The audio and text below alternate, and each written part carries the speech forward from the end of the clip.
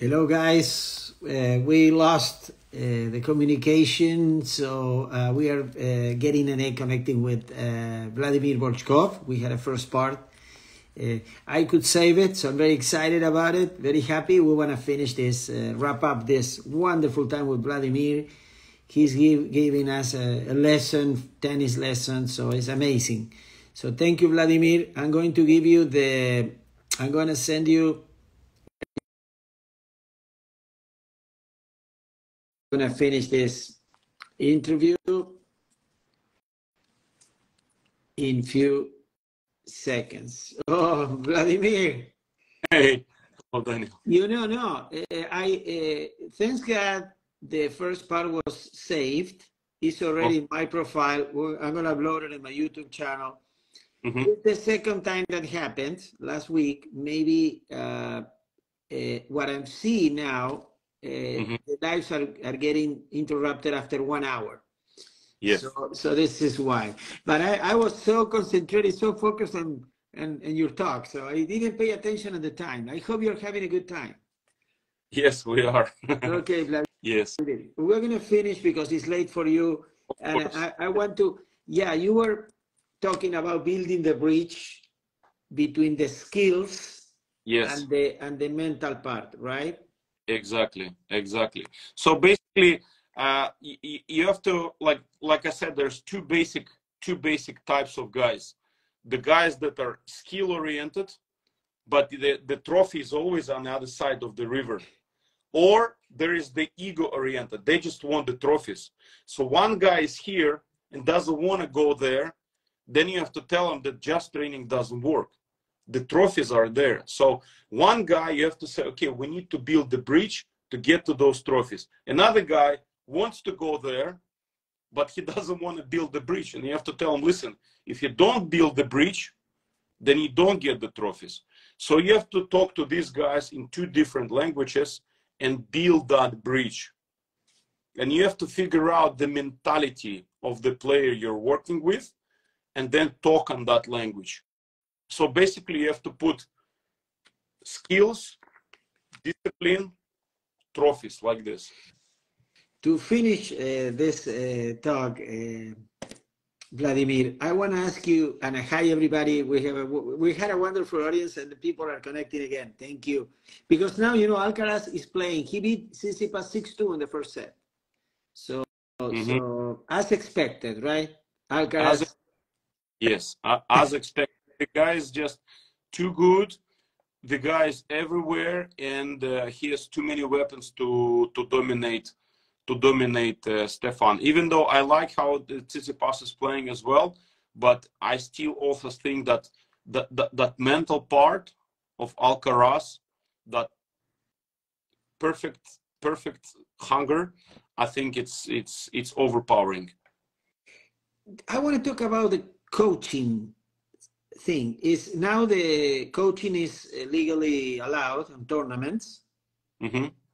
But what I noticing, the players are talking all the time and looking at the boxes and complaining and asking for help, and the coaches are sitting trying their best.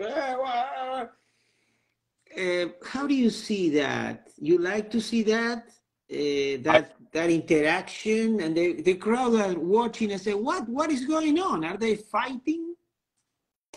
I personally don't like that, because, like, if you look back, I don't want to say that older generations were better than the new ones. This is so stupid way to put it, but if you look back 20-25 years, who do we saw? We saw those guys. They were personalities, not just the court. Borg, Villas, Lendls, Beckers. I mean, those guys, they were rock stars. I mean, they had the aura. They had the huge personality. Can you imagine Bjorn Borg sitting there and just arguing with his coach? No chance. I mean, this guy was a rock. And this is why we love these guys. They were a star inside the star. I mean, that's the thing. And this is the part of the game I like. I don't want to sound too bad. Maybe, of course, there are different approaches to this, and you want to have more intellect sometimes in the game. But I think with that, you're kind of not playing to the stronger part of the personalities, but it's almost more like to the whining part of the tennis personalities, which I don't like. I want to see the guy on the court. I want to see that this guy is competing on that court. This guy is going through some game drama or through some game situations. I want to see how he figures it out. If I see that this guy figured out such a puzzle, found the way to win, man, I want to come to this guy and say, bravo, well done. You're the champion. You're my champion. If I see all this communication going back and forth, it's like it's another drama, and then you're losing that coolness of tennis. I don't know. That's my take on it. That's my take. Okay, sometimes, of course, players, sometimes they communicate with the box, they're angry, they throw a racket, like whatever, but it's not like constant line of communication. You know, we are different. We want to move to the direction of big sports because they're better organized as industries, perhaps more money involved, more other different things. But I think tennis is also, it's an individual sport, and you still want to make sure that you're not going over certain boundaries where you're going towards that soap opera so much that you start losing that individuality of that person on the court. And the final question is about women's tennis.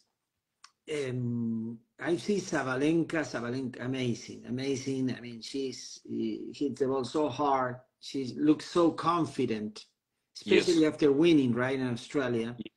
Yeah. And she fixed the double fault thing. She doesn't double fault anymore. Yeah. How do you see Sabalenka? I mean, Swiatek also, Iga Swiatek is also doing excellently well. Do you see this Swiatek Sabalenka really true rivalry in the next few years? Because we haven't had any rivalry in women's tennis lately. You're very right. I see those two going head to head, and I also see Rybakina there. I think those three big hitters, they're so good. I think Arina and Yelena are a little bit closer game type. I think Iga is playing a little bit more wiser tennis, more spin, a little bit harder, maybe a little bit more intellectual tennis, but still a big game, big serve. So I think, like I said, with these girls, it's like it's going to be the situation where you always have this big boxer on a good day is always going to be the smaller boxer, smaller good boxer, I'm saying. So, of course, other girls are going to challenge them every once in a while. They're going to beat them. That's not, but we're talking like on a large scale. If you look back, it's still Sharapova, Kvitova, Azarenka, Serena, Venus. It's still a lot of pretty big girls. You know, they were tall, they were pretty strong. Of course, every once in a while there was Simona Halep would come in and play extremely smart and this, but still it's kind of there. So I think it's Arina, Iga, and also Rybakina. I think they are kind of in one. I just think that perhaps passion-wise, I think Iga and Arina are a little bit kind of more outgoing, more passionate, more almost ambitious, it feels like.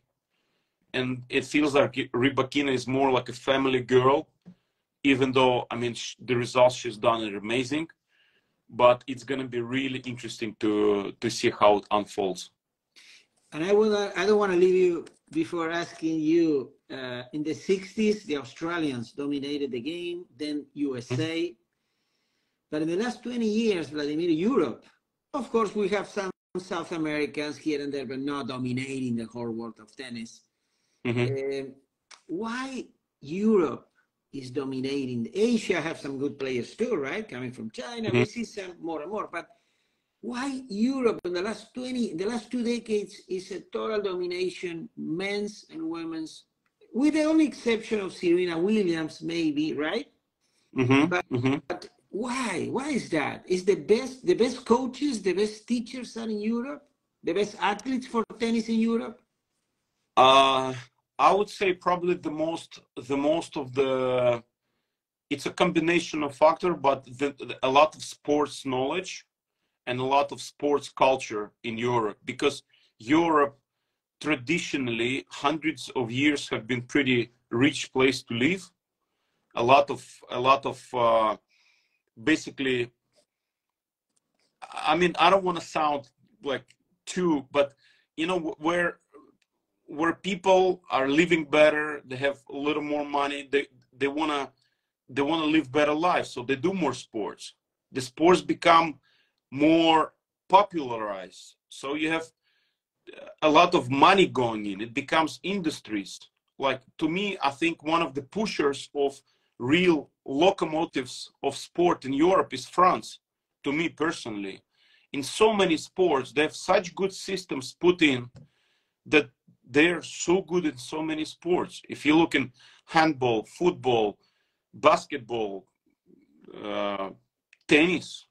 Yeah, but sorry, Dimitri, Vladimir, I don't mean to interrupt you, but why they haven't had a champion since Yannick Noah in men's tennis? That's another good question. Is again because is he here? Is mental? You're coming to south of France. You're training there. You look, everybody is working hard, playing. You start to do that, and you learn to play solid, good tennis. People come there, they watch you play. Their eyes are trained to see good tennis, so the selection of good players is good. But then you walk off the court, you see a nice sea, you see beautiful women around, beautiful men around. You see such a nice sea there. Imagine you're in south of France or Italy or Spain. It's like you want to push hard, you want to work hard, and eventually you get to the level where what you're doing, it buys you a nice life.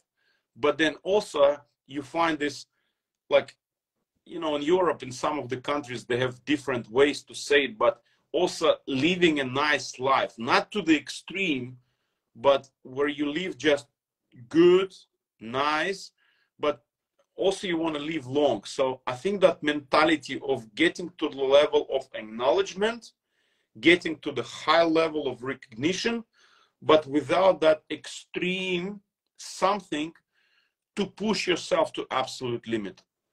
They are getting to the position where they get their recognition. That recognition in most of the sports bring them enough money, enough everything to already, until the day they die, live a solid life. And they don't want to take it to the extreme. And whereas in America, the culture is maximalist culture. You know, you're there, they start building the star out of you, and then you also want to like start playing to that. And then they start giving, oh, but this superstar before. Then you get into this champions race, let's say. Oh, but this guy won 10 grands. Oh, but this guy won 11 Grand Slams. And then you get into this like a vortex where it's not about just making good life, it's about making history. So I think that, like, in the States, it's, you want to make history because there's so many people living so good, they've been there, done that, that to be outstanding in that society, you have to be an absolute superstar. Yeah. In my region, in Eastern Europe, the same. If you want to be recognized, you have to overcome so many things. You have to take yourself to the extremes. You know, you have to take yourself to the extremes. But let's say in Europe, there's everything, so many good coaches, so many good courts, so many good knowledge. It's all this working to make you a great player. and you are becoming a great player. But by the time you reach top 20, you also probably have been in Monaco, been in Saint-Tropez, have been in Mallorca, has flown to London, and you see how beautiful the life is besides just tennis. So it's easy to kind of lose that, I don't know, that extremity that you need to go all the way there. I'm going to say thank you once again, Vladimir. It's been a fantastic time, but tell me before you leave, are you missing something from the tour for your playing days? I have to say I am. It's like a former player can never be a former player. You're still always a player inside. So the essence of a big event, this is what it probably is. You know, after I've been on the tour and playing big tournaments, and that essence, that actually what you're doing now, this super much ahead of you, is actually something that half of the world is following you. I mean, this is it's you cannot substitute. There's nothing like it. And then yeah, it's that moment of competition, that moment where you want to get on that ring, pick up your this one like a knight, and just go head to head. Like, come on, let's go. That feeling of the moment, and just total mobilization, where you have to be efficient, where you have to be smart, when you have to feel the moment, that moment of total, complete mobilization, you as a human being. I think this is difficult, impossible to forget. Okay. Do you have kids, Vladimir? You have children? Wow. Any tennis player? 3 of them. How old? One is just starting 6, daughter is 8, and the son is 12. So and do you see, objectively speaking, do you see them with some future for tennis? Yes. All 3? Some of them. I don't want to, you know, the kids are gonna grow up. They might listen to it. I'm very yeah. Childhood, maybe I was sometimes, you know, I was hurt by some things. I don't want to say it. I just want them, first of all, to learn to enjoy the game, and then but I see some things there. Fantastic. And you never know, maybe we see you and the Grand Slam sitting coaching like a Ruth, you know. Maybe, who knows? Only God knows. Vladimir, thank you very, very much. I had an amazing time, and both the first part and the second part, I'm going to upload it on my YouTube channel, so you're going to get the link as soon as I have it. Thank you very much for inviting, Daniel. Thank you. All best. And I hope I had an amazing time. You gave us so many good lessons. I promise. Look, when I finish, let me show you. You see all these notes are part of my interviews, things that I learned from all the coaches and players. Mm-hmm. Thank you. Thank you, and take care. I'll talk to you soon. Bye-bye. Bye, everybody. Thanks.